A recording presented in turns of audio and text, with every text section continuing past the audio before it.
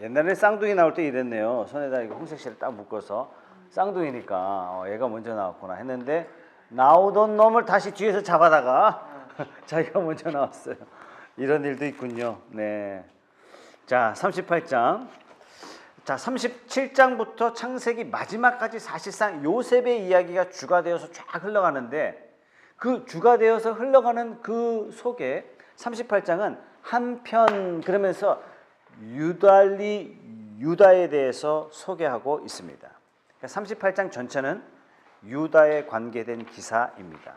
이것이 굉장히 중요해요. 37장부터 요셉 중심의 역사에 막간으로 끼어 있는 이 38장 왜 이렇게 쓰셨을까 성경을? 막간으로 집어넣은 특별한 의도가 있으신 거예요. 성경을 성령께서 쓰셨다 그러잖아요. 성령께서 특별히 이렇게 배치하시고 유다의 이야기를 기록하신 특별한 은혜가 있어요.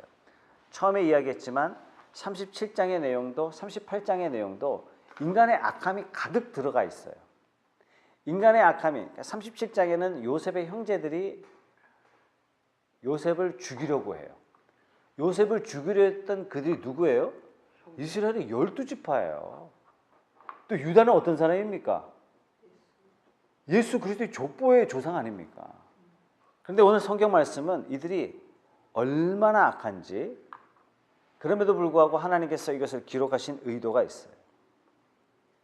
첫째, 메시아 언약의 상속자가 어떻게 이루어져 가고 있는지를 보여주고 있습니다. 오늘 말씀을 통해서. 메시아 언약이 아브라함과 이삭과 야곱으로 이게 흘러내려오는데 자, 야곱에게는 몇 명의 아들이 있습니까?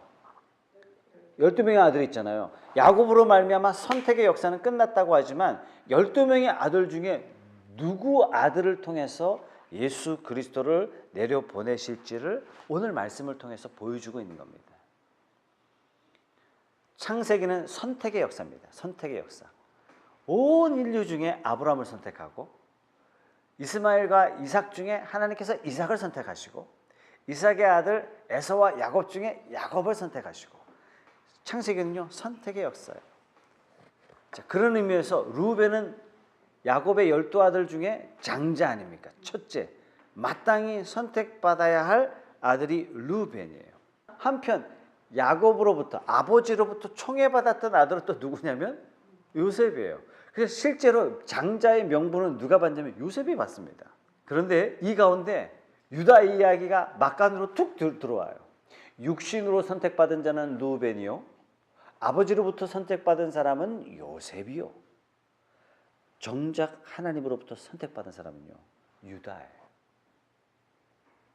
그럼 유다는 하나님 앞에 어떻게 선택받았어요? 객관식 1. 착해서 2. 믿음이 좋아서 3. 싹이 바래서 하나님을 잘 섬겨서 아니에요. 선택할 만한 것이 아무것도 없을 때 하나님이 유다를 선택하시고 그를 통하여 영광스러운 가문이 되게 하세요. 가끔 제가 전도하면 이렇게 말씀하세요. 아유 목사님 제가 좀 삶이 좀 그래가지고요 좀 술도 끊고 담배도 끊고 좀 생활 좀 정리한 다음에 그런 다음에 이제 교회 가겠습니다. 그 거꾸로 된 거예요. 아니에요. 하나님은 사람을 어떻게 선택하시고 어떻게 사랑하시냐면 하는 거 보니까 괜찮아서 하는 거 보니까 믿음이 있을 것 같아서 하는 거 보니까 좀 나아진 것 같아서 하나님이 사랑하시고 선택하신 것이 아니라 우리가 죄악 중에 있을 때 선택하신다는 얘기예요. 그러니까 우리가 이 사실을 놓치면 안 돼요. 그래서 우리가 신앙생활을 하면서 이미 선택받아서 교회 와서 하나님을 배우다 보니까 뭘 느껴요? 와, 하나님은 놀라우시다 이거예요. 조건을 따져서 사람을 사랑하시고 선택하시는 것이 아니라 하나님은 덮어놓고 사랑하셨고 내가 오늘 이 자리에 오기까지 끊임없이 인내하셨고 기다리셨다는 사실을 우리가 발견할 때 하나님은 어떤 분이시다? 놀라운 분이시다 라는 것을 깨닫게 되는 것이죠. 자, 38장 2절 3절 말씀.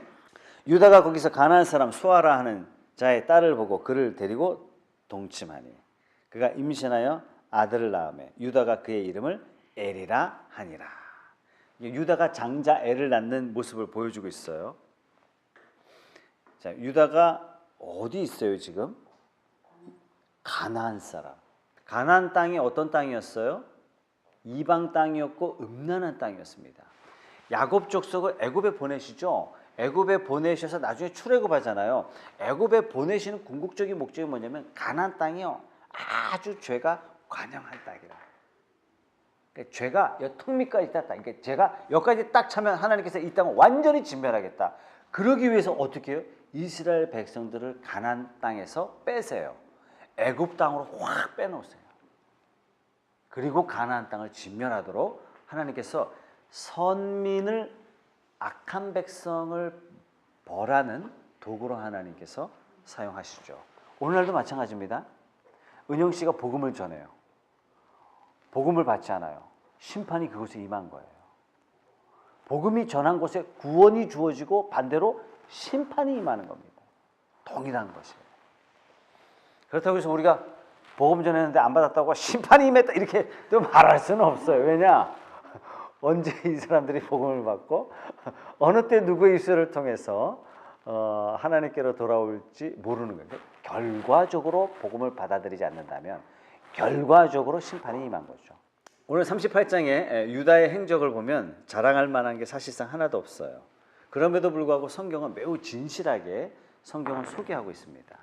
지난번에 이야기했듯이 코라는 그렇지 않아요. 이슬람의 경전 코라는 아브라함의 위대한 점 빼고는 싹 다 지워버립니다. 모든 걸 다 지워버렸어요. 그러나 성경은 아주 진실하게 있는 그대로 소개하고 있습니다. 오늘 2절 말씀에 유다가 어디 여자를 데리고 와요? 가나안 여자를 아내로 맞아서 3명의 아들을 낳습니다. 유다 가문의 잘못된 그 원인이 어디서부터 시작되냐면 바로 여기서부터 시작되는 거죠. 그래서 인혁이가 장가갈 때 누구와 결혼해야 돼요? 믿음이 좋은 사람. 아니 표면적으로 한국 사람이에요. 그 일본 가가지고 또 일본 여자 또 건이 데려가지고 아리가또 뭐 이래가지고 하면 곤란한 거예요. 우리 민족이노 신사노 만소머니다 뭐 이렇게 얘기하면 곤란한 거예요, 그죠? 맞아요, 한국 사람. 왜 한국 사람? 믿음의 사람, 믿음의 사람. 자, 6절 말씀에 유다가 장자 엘을 위하여 아내를 데리고 왔어요. 그의 이름이 누구예요? 다말이더라. 근데 중요한 건 뭐냐면 장자 엘이 여호와의 목전에 악을 행했다. 악을 행했다. 어떤 악을 행했는지 구체적으로 안 나왔지만 아마 예배와 관련되어서 아마 장자 엘은 여호와 목전에 악을 행했다 한 거 보니까 어머니가 가나안 사람이잖아요. 그죠?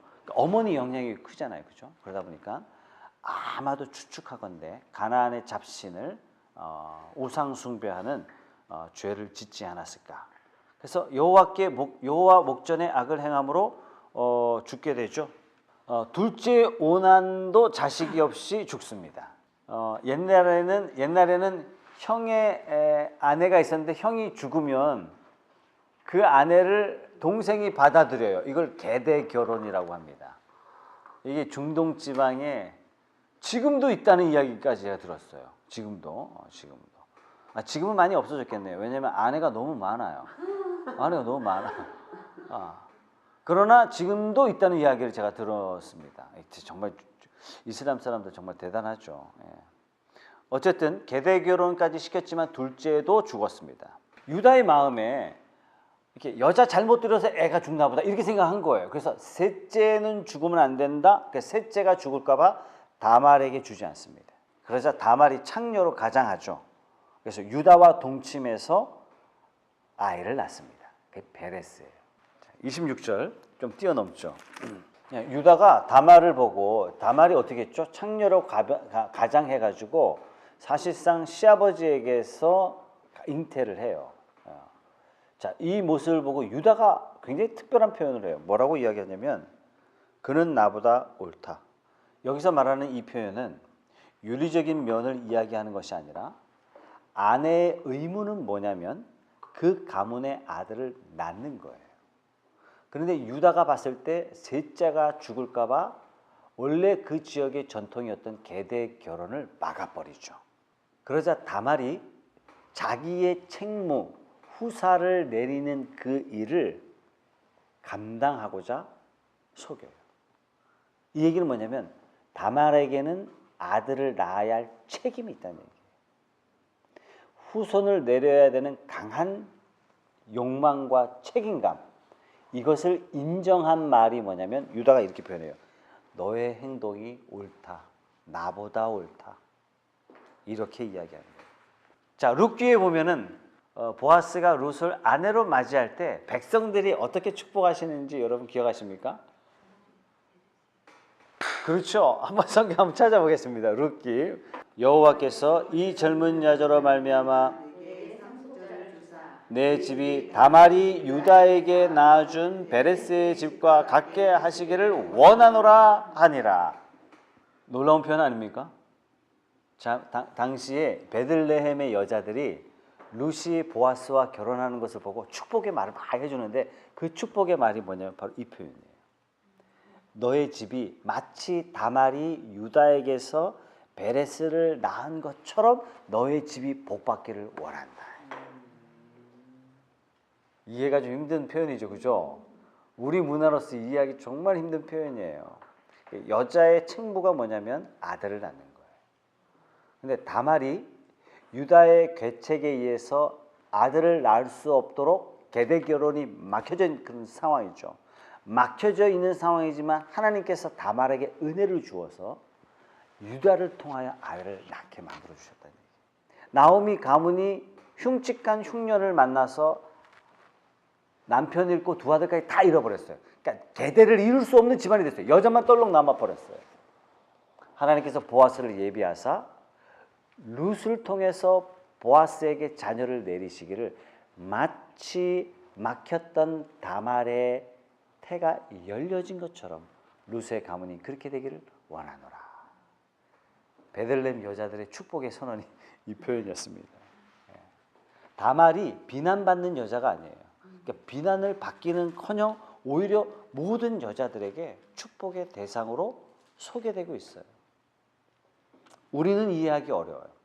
그러니까 성경을 윤리적, 교훈적 차원에서 접근하면 굉장히 이해하기 어렵습니다. 그럼에도 불구하고 하나님께서 뭘 하고 계세요? 언약의 후손을 이어가시는 일들을 성실하게 하시고 계세요. 이걸 우리가 놓쳐서는 안 되는 것입니다. 자, 그러면서 쌍둥이가 낳죠. 27절 말씀. 해산할 때에 보니 쌍태라. 자, 마태복음 1장 아브라함과 다윗의 자손 예수 그리스도의 세계라. 아브라함은 이삭을 낳고 이삭은 야곱을 낳고 야곱은 유다를 낳고 이렇게 하면서 마태복음 1장 3절은 이렇게 소개하고 있어요. 유다는 다말에게서 베레스를 낳고 베레스는 헤스론을 낳고 헤스론은 람을 낳고 이렇게 소개되고 있습니다. 그러면서 28절 29절 말씀 보겠습니다. 베레스 이름이 뜻이 뭐라고요? 터뜨리고 베레스 뜻이요 터뜨림이에요. 터뜨림. 에서와 야곱 경우도 너무 비슷하지 않습니까?